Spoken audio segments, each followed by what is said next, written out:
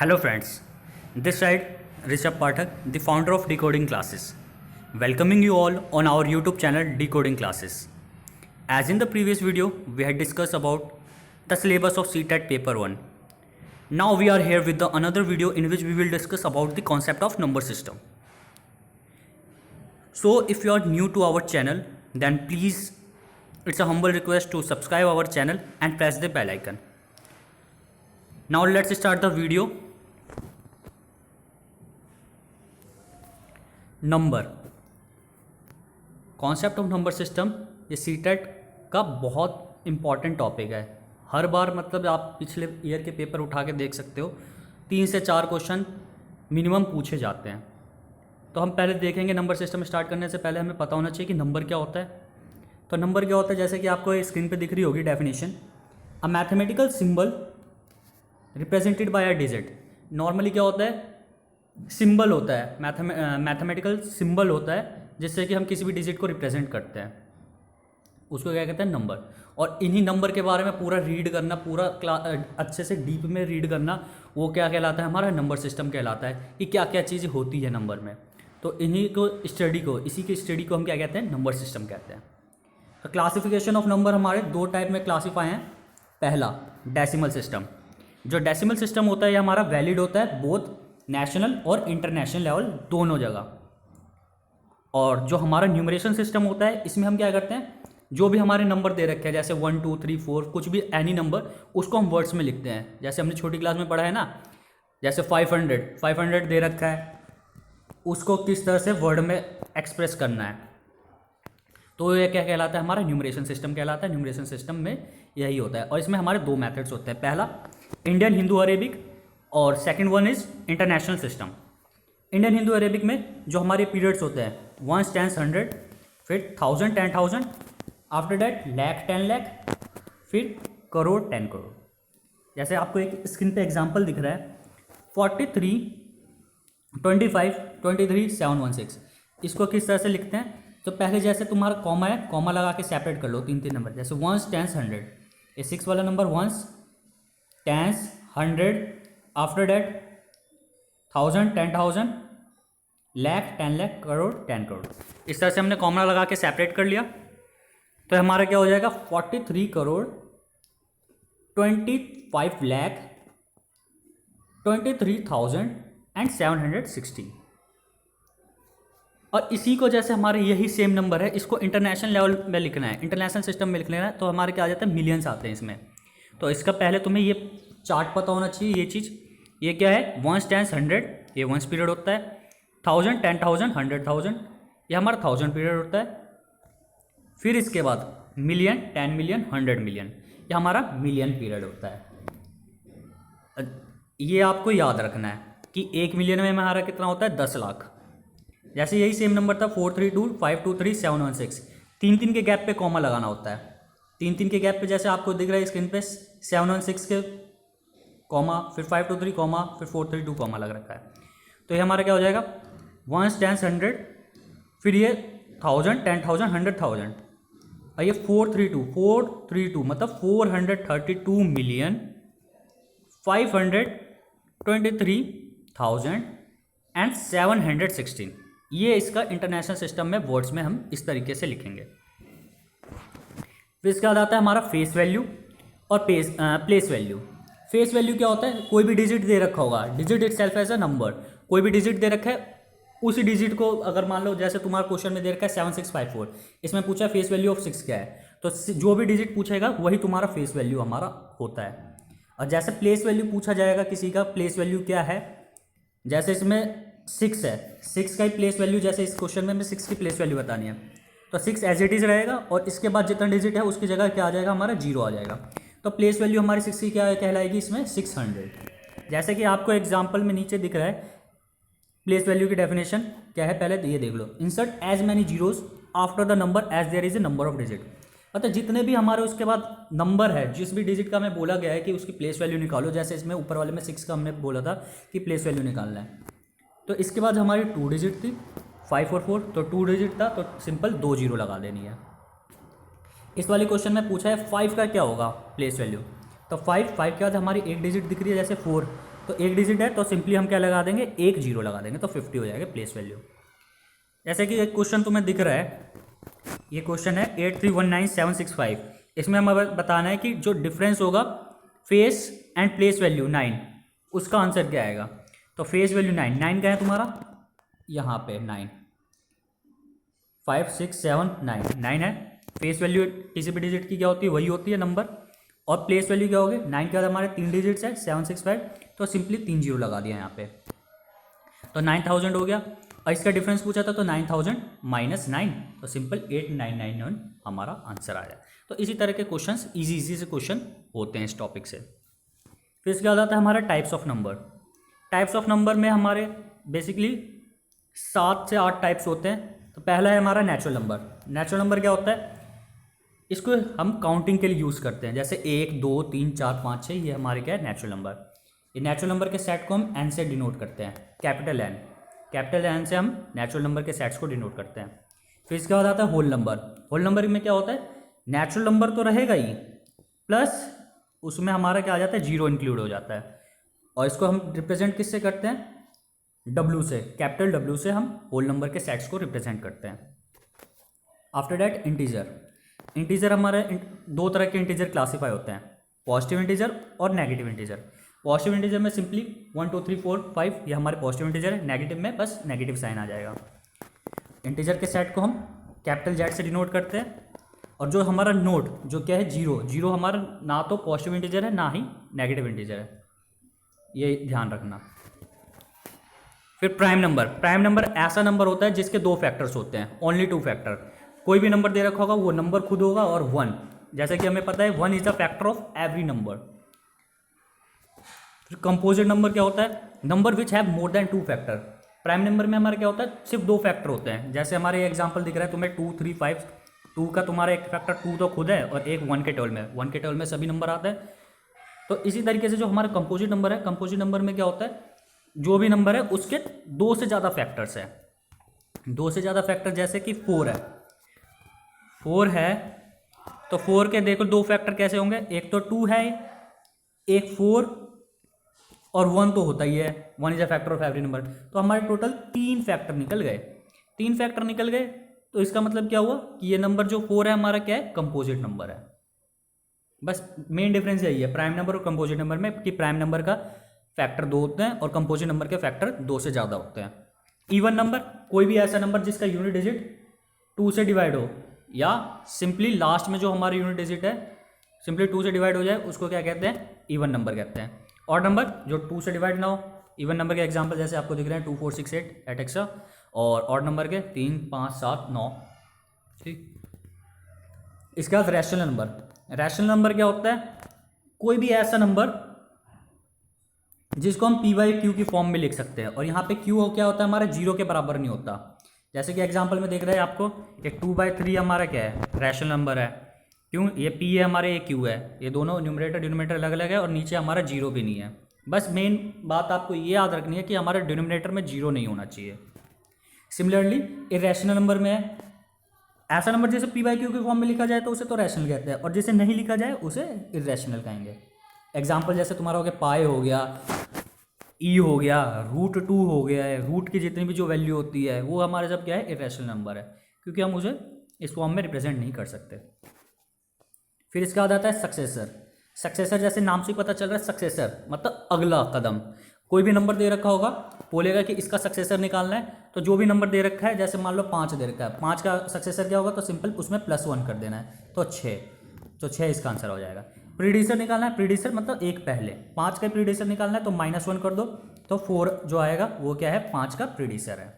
तो सक्सेसर में हमें +1 करना है, प्रीडिसर में -1 करना है। फिर आता है हमारा डिविजिबिलिटी ऑफ नंबर्स, कि कोई नंबर हमारा किससे डिवाइड हो रहा है किससे नहीं हो रहा है, उसके रूल क्या है, ये कैसे हम पता लगा सकते हैं। तो सबसे पहले 2 की डिविजिबिलिटी, कोई भी नंबर 2 से डिविजिबल है या नहीं, तो उसमें क्या करना होता है हमें, लास्ट की जो यूनिट डिजिट है या लास्ट जो डिजिट है वो या तो 0 होनी चाहिए या इवन होनी चाहिए। जैसे तुम्हें एग्जाम्पल में दिख रहा है 214, लास्ट में हम क्या है 4 इवन है, 6 इवन है, 0, ठीक। तो ऐसे नंबर हमारे क्या होंगे, 2 से डिविजिबल होंगे। 3 की डिविजिबिलिटी, 3 की डिविजिबिलिटी क्या होती है कि कोई भी जो तुम्हें नंबर दे रखा है उसका सम कर लो। जैसे यहाँ पे तुम्हें एग्जांपल में दे रखा है 9 5 4 3 3, 9 5 4 3 3, तो इसका हमने सम करा डिजिट का। 9 + 5 + 4 + 3 + 3 इक्वल टू 24। 24 क्या आता है हमारे 3 से डिवाइड हो जाता है, 3 8 24, 3 8 24, तो 8 पे जा रहा है, तो ये पूरा नंबर भी क्या होगा हमारा 3 से डिवाइड हो जाएगा। ऐसी 4 की डिविजिबिलिटी क्या होती है, लास्ट का जो 2 डिजिट है वो 4 के टेबल में आना चाहिए। जैसे 4124 है हमारे का एग्जाम्पल, तो लास्ट का 2 डिजिट है हमारा 24। 24 क्या है 4 से डिविजिबल है, तो ये पूरा नंबर भी हमारा क्या हो जाएगा 4 से डिविजिबल हो जाएगा। फिर इसके बाद 5 की डिविजिबिलिटी क्या होती है, लास्ट में या तो 5 होना चाहिए या 0 होना चाहिए। जैसे 5120, 25, 980, ये सब क्या है हमारा लास्ट में 0 और 5 है, तो ये पूरा नंबर क्या होगा हमारा 5 से डिविजिबल होगा। 6 का कोई भी नंबर 6 से डिविजिबल है या नहीं, तो उसके लिए क्या करना चाहिए, पहले वो 2 से डिवाइड होना चाहिए और 3 से डिवाइड होना चाहिए। जैसे तुम्हारे एग्जाम्पल के तौर पे 4824, तो ये 2 है लास्ट में, मतलब लास्ट में इवन है, तो ये 2 से डिवाइड हो रहा है। और इसका सम कर देख लो, 4 + 2 6, 6 8 14, 14 4 18, 18 3 के टेबल में आ रहा है, तो 3 से भी डिवाइड हो रहा है, तो ये पूरा नंबर जो होगा हमारा 6 से डिवाइड होगा।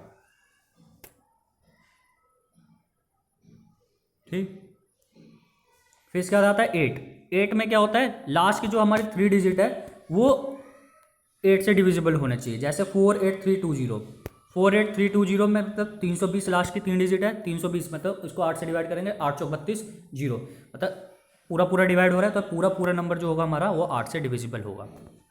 सिमिलरली 9 में क्या होता है, जैसे 3 का हमने पढ़ा था ना कि सम ऑफ डिजिट तुम्हारा 3 से डिवाइड हो जाना चाहिए, ऐसी 9 में क्या होता है जो भी डिजिट आएगा वो 9 के टेबल में आना चाहिए। जैसे 6 5, ये एग्जाम्पल दे रखा है 6 5 4 7 8 9, इसका हमने सम करा, 6 + 5 11, 11 4 18, 18 7 25, 25 5 30 33, 33 7 40, तो 39 पूरा सम आ रहा है इसका।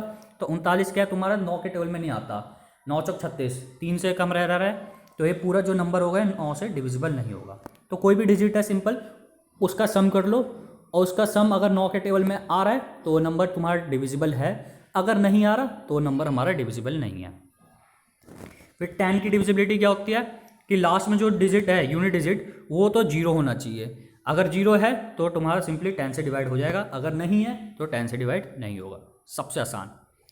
फिर इसके बाद 11 में क्या होता है, डिफरेंस जो होता है डिजिट का, डिफरेंस मतलब जो ऑड प्लेसेस पे है, ऑड प्लेसेस और इवन प्लेसेस पे जो भी डिजिट का सम आ रहा है उनका डिफरेंस अगर 0 है या मल्टीपल है 11 का, तो पूरा नंबर क्या होगा हमारा 11 से मल्टीपल होगा, पूरा डिवाइड होगा, नहीं तो नहीं होगा।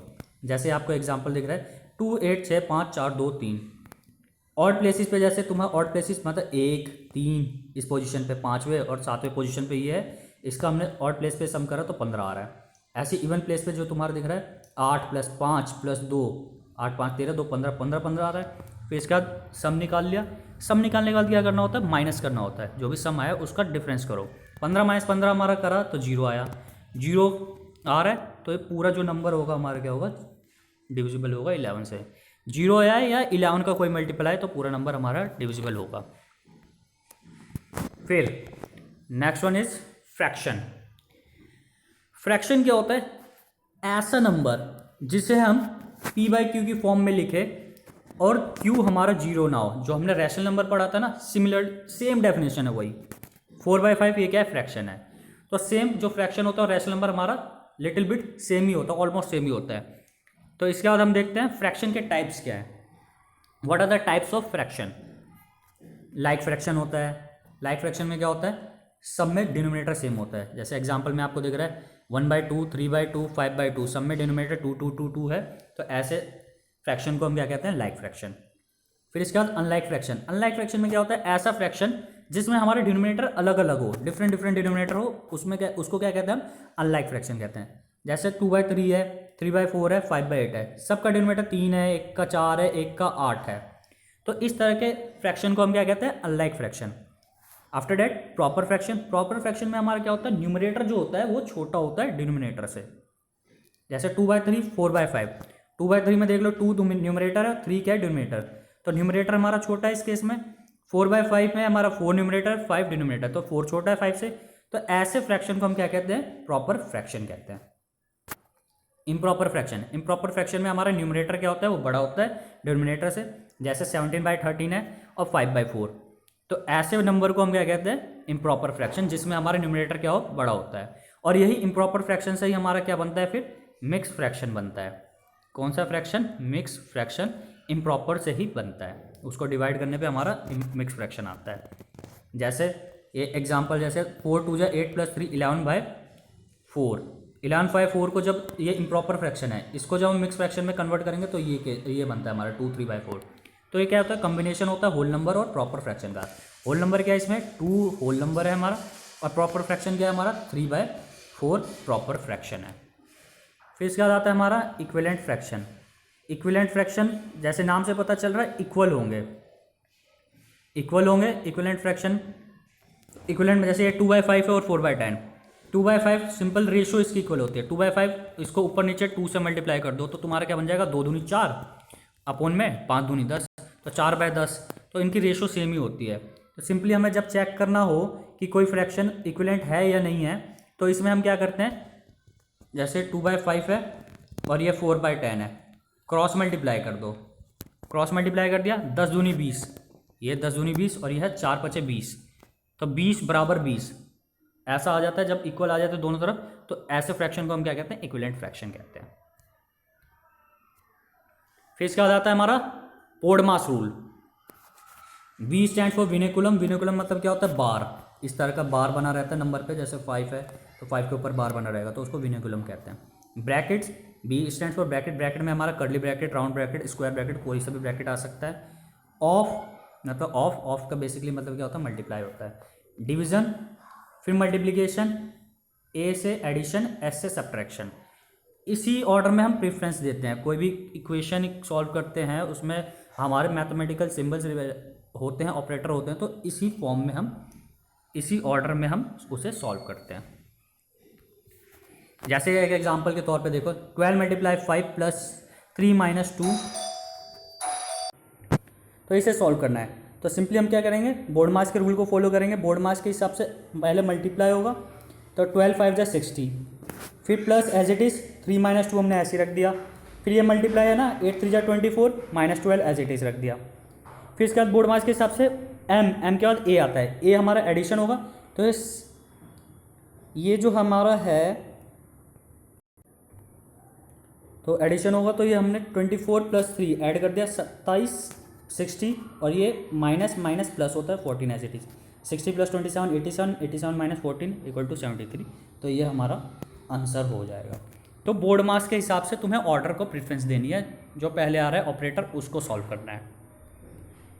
फिर इसके बाद कुछ अलजेब्रिक फॉर्मूले हैं, ये फॉर्मूले आपको याद कर लेना है। ए + b का होल स्क्वायर क्या होता है, a² b² 2ab।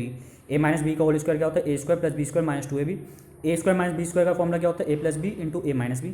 a + b का होल क्यूब क्या होता है, a³ + b³ + 3ab × a + b। Minus में क्या होता है, सिंपल तुम्हारा a³ - b³, बस माइनस आ जाता है इसमें, -3ab a - b, सेम ऊपर वाले क्यूब वाले जैसे होता है। फिर a³ - b³ क्या होता है हमारा, a - b हम आगे कॉमन ले लेते हैं, और a² + b² + ab। फिर a³ + b³ में क्या होता है, a + b हम कॉमन लेके, और अंदर वाली चीज़ होती है वो माइनस में बढ़ जाती है। a + b + c का होल स्क्वायर, वो a² + b² + c² + twice of ab bc c है। फिर इसके बाद आता है, ये मोस्ट इंपॉर्टेंट फॉर्मूला है, a³ + b³ + c³ - 3abc। इसका फॉर्मूला क्या होता है, a + b + c इंटू में a² + b² + c² - ab - bc - c है। फिर इसमें ये ध्यान रखना, अगर a + b + c हमारा 0 होता है, तो ये 0 होगा, तो मतलब ये चीज़ हमारी a³ - b³ - c³ - 3abc, ये 0 हो जाएगा।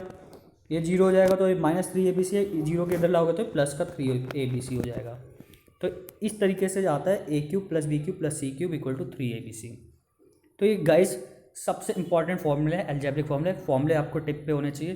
तो फॉर्मूले अगर याद होंगे, तो कोई भी क्वेश्चन आपको दिख जाए तो वो बेसिकली बहुत आसानी से सॉल्व हो जाएगा। तो सबसे पहले आपको फॉर्मूले याद करने हैं। अप्रॉक्सीमेट वैल्यू, इसके बाद आता है अप्रॉक्सीमेट। जैसे नाम से पता चल रहा है, अप्रॉक्सीमेट करना है, अप्रॉक्सीमेशन।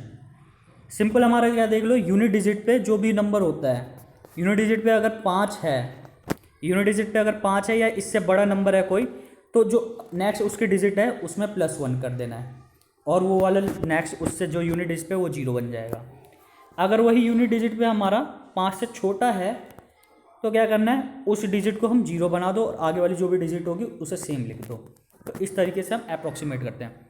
जैसे कि तुम्हें एग्जाम्पल में दिख रहा है,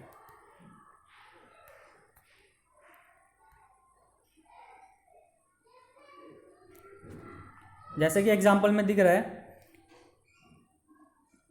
कि ये 56 है। 56 पे हमारे यूनिट डिजिट में क्या है, 6 है। 6 हमारा क्या होता है, 5 से बड़ा है। 5 से बड़ा तो नेक्स्ट डिजिट इसकी क्या है, 5। 5 + 1 हो जाएगा। 5 + 1 क्या होता है, 6। 5 + 1 हमारा 6 होता है, तो 6 और लास्ट में 0 आ जाएगा, तो 60। इसी तरीके से जैसे ये हमारा मान लो 44 है। 44 में हमारी यूनिट डिजिट पे 4 है जो कि 5 से छोटा है, तो क्या करेंगे, जो उसके नेक्स्ट डिजिट है 10th डिजिट उसे तो ऐसे ही रहने देंगे, और जो यूनिट डिजिट है उसको 0 कर देंगे, तो 40 हमारा आंसर बन जाएगा। तो इस तरीके से हम अप्रोक्सीमेट करते हैं। तो ये आप ज़्यादा से ज़्यादा प्रैक्टिस करोगे जब आएगा। तो thank you guys, thanks for watching. अगर आप इस चैनल पे नए हैं तो प्लीज़ हमारे चैनल लाइक कीजिए, शेयर कीजिए और अपने दोस्तों के साथ। Thanks for supporting.